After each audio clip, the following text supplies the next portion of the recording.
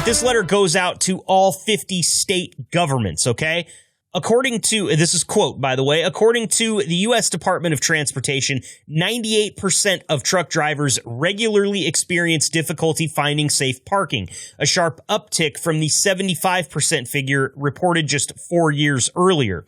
The U.S. Department of Transportation also found that truck parking shortage exists in every state and every region. Year after year, truck drivers have indicated that the parking shortage is one of the top 3 challenges they face, rising to number 1 in 2022. With the volume of freight moved by trucks expected to increase by more than 21% over the next decade, this problem is only going to get worse. We'll skip ahead a little bit in the letter. It says here, quote, one survey found that 84% of drivers feel unsafe when parked in unauthorized areas, and this is especially true for female drivers.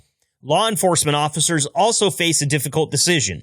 Either force a truck driver to relocate, placing them in violation of their hours of service rules and taking a risk that the drivers may be too fatigued to drive safely, or allow the drivers to remain parked illegally. The bottom line is that safety is compromised when truck parking is not readily available. I think we all know that.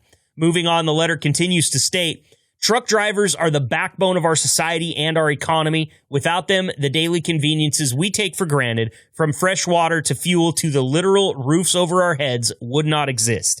We urge you to examine the availability of truck parking within your state and take such actions as are necessary to ensure that truck drivers have a safe place to sleep when they are not out on the road delivering more than 70% of America's freight.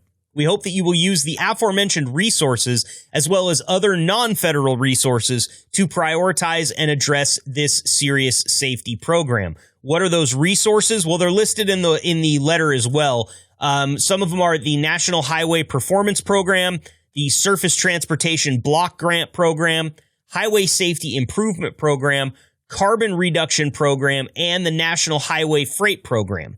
Additionally, transportation agencies can apply to the U.S. Department of Transportation for grants under a number of discretionary programs, including the Nationally Significant Multimodal Freight and Highway Projects Program, the National Infrastructure Project Assistance Mega Program, Local and Regional Project Assistance Program, and the Rural Surface Transportation Grant Program. This letter was penned by Chris Spear, who is of the American Trucking Associations, Mark Colson, Alabama Trucking Association, Ryan Streblow, National Tank Truck Carriers, and Jim Ward, Truckload Carriers Association.